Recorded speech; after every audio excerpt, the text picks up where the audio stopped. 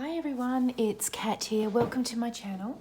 I thought I would get stuck into a little bit more craft organisation this morning. So yesterday I posted a picture on Facebook, and I had been putting together these laces onto these tags. Now I had been watching and again searching for different ways of how I can sort these out a little bit better, and I watched I'm pretty sure it was Crafty Irina, so I will look back in my history and I'll put a link down in the description box below. But I thought it was such a good idea, and they're so pretty. Look at that. These are I've tried my hand dyeing laces, and this lot here, except for the black one. I didn't hand dye the black one, but and I didn't hand dye this one either. But this lot here I hand dyed, and anyway, I thought this was a really good little solution because I do have a larger tag, and I also liked the idea of, because I do have a die set where I've got these tiny little tags and I've never really quite known what to do with them. And I thought this was a good idea. I just write on here, hand dyed lace, op shops. I've also got some antique or very, very vintage laces that were given to me as a gift. So I'm going to wrap them and label them, so that way when I pick up some laces, I can quickly remember where I actually got that lace. But isn't that pretty? I mean, I recently got some laces in an op shop. It was just in a plastic bag, and but aren't they pretty? When you look at laces and you just individually look at laces, they are very pretty. So this is a larger one. This is about 5 meters that I got. I think I bought that maybe on Marketplace, and it was someone was destashing. My current method has been, I got these little bobbin cards from eBay, I believe. They're very, very thick and very sturdy, and I think I got, I don't know, about 50 in a pack, and very quickly used them all up, to wrap all my laces with them.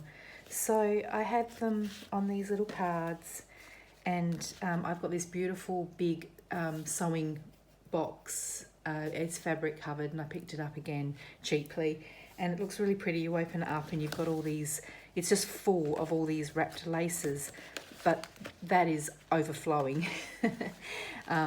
So what I plan to do with this lot is, when I wrap them around here, I've got a cupboard in my, well, it's actually a bookshelf in my passageway, because I've got a very small cottage block house, so my space is very limited, and I've come up with a solution of how I can contain my ever-growing supply of craft supplies.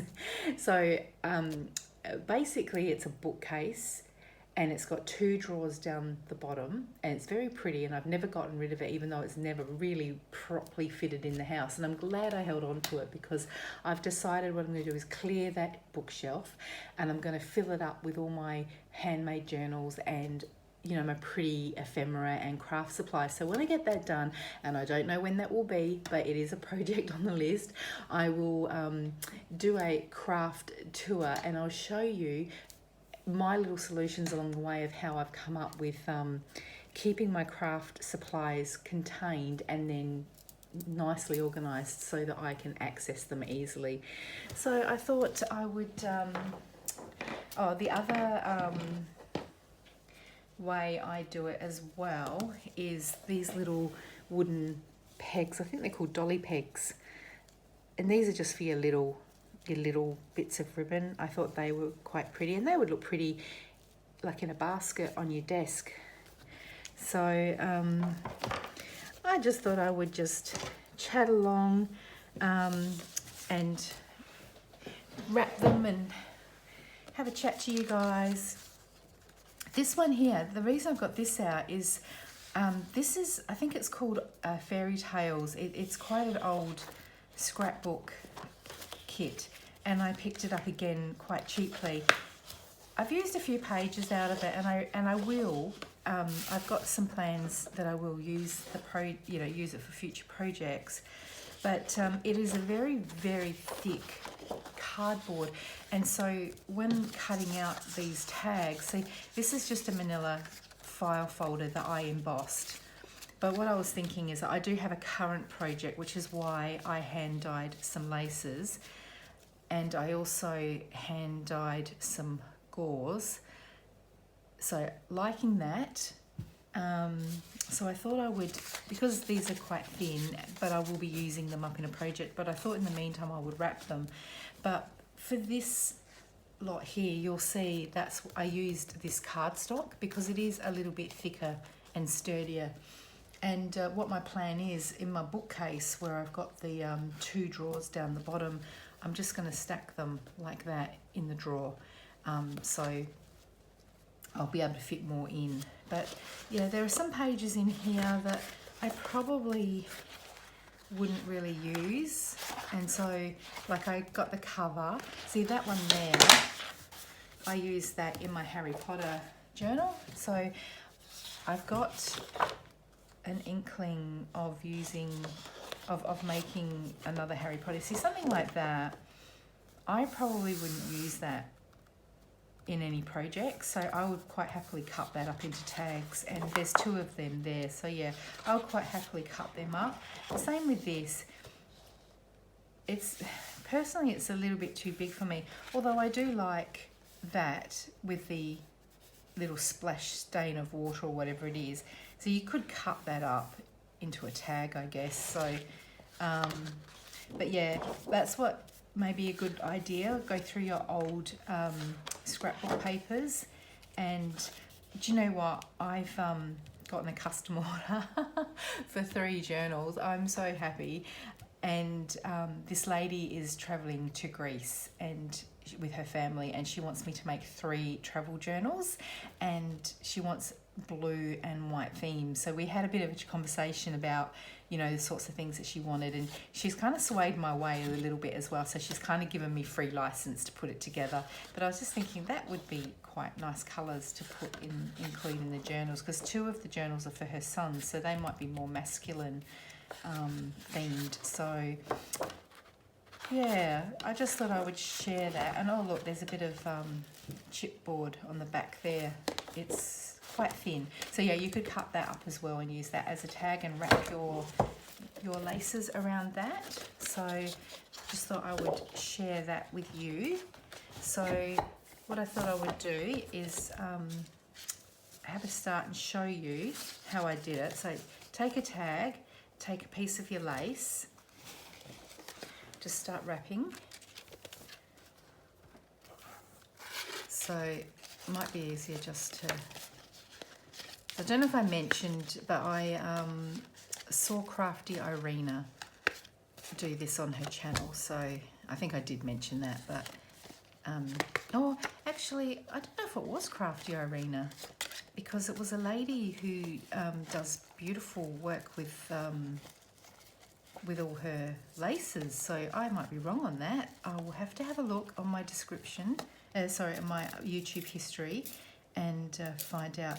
So I've got these like little dressmaking pins, and so I just grab one of those, and what I do is I poke my pin in there, and then I'll show you what I do. I poke my pin, so I go down, and then I come up, but then I go down again, and then I push it so that the sharp needle is actually inside the lace. And that's where you would add a little tag and write down what type of lace it was, because you wouldn't want to have your lovely, you know, mother's lace that you inherited and got passed down to you, and then pick it up and just put it on some random project. So I like the idea of the tags and labelling where the laces came from. But this one, I know I got a huge spool of lace, and I think I got it for, you know, really cheaply in an op shop, and it was white. and I was like, oh, I don't use white lace very much in my projects. But then I thought, well, I could have a go at hand dyeing them. So see this one here? This is what I hand dyed. But look, I don't know if you can see that, but just love the two tones of that. So I'm going to get more into that because I really enjoyed doing it. It was very super easy, and it was the effects were just lovely. So any projects you've got, you can colour your laces to, you know, your appropriate colour theme. If you're lucky enough to have a big batch of white lace like I've currently got, which finally now looks like I found a use for it, and I'll be dipping into that. So, got a couple more here. But doesn't that look pretty? I was even thinking, like, for a sewing project, this would be fun, just doing little bobbins and wrapping them, and, you know, lace and ribbon and little bits of fabric. I've just ordered some sewing themed rubber stamps, so I think that will be a project coming up as well. So that's how easy it is. Just a nice little job to do in between projects, or if you don't feel like pulling out your project. And just, yeah, spending some time sorting out your laces. I just think they just look so pretty, and it inspires me to want to use my stuff, to pull it out and use it. So that was one idea there, but I guess the other few things I can share is yesterday I picked up this lovely ribbon here. This is vintage.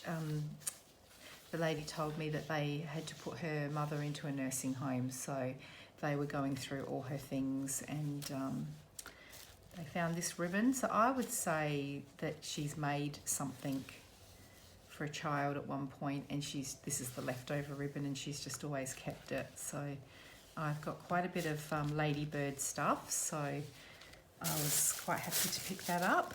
And I went to my favourite Swan Valley Settlers Market yesterday. I don't go too often, but I did go yesterday, and I found that fabric there, $2 for 1.5 meters wide and 1 meters.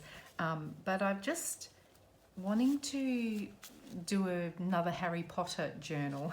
So I don't know when I'll do that, but I'm just kind of feeling like I want to do that. And I picked up this butterick pattern. I mean, these are fairly, you know, easy to get hold of in op shops, but this one I liked. It was only $4, but I liked the cover there.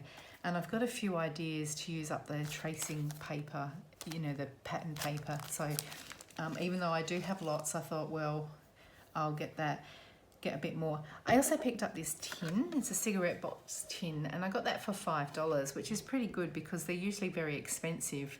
Well, I consider them to be expensive. They're usually about, you know, $15 to $20, but this one is quite rusted. And I put it down, and I thought, so, but my other half was looking at it, and looks like it's got some gunk in the middle there. Looks like maybe somebody's tried to do something there. But my other half was looking at it, and he really liked it, and he said that he was going to have a go at buffing it back for me and seeing if he could get the rust off for me. But I don't mind if he can't get it off, because what I was thinking was that I was just going to just alter the tin on the front here and just keep it and just use it. I might try and clean up the inside, or I'll line it depending on whether we can clean it up or not. But yeah, that was another little grab I got. I just put in a craft online order, and it finally arrived. Nothing too exciting. I got some Tim Holtz index clips. I love using lots of different types of index clips in my books.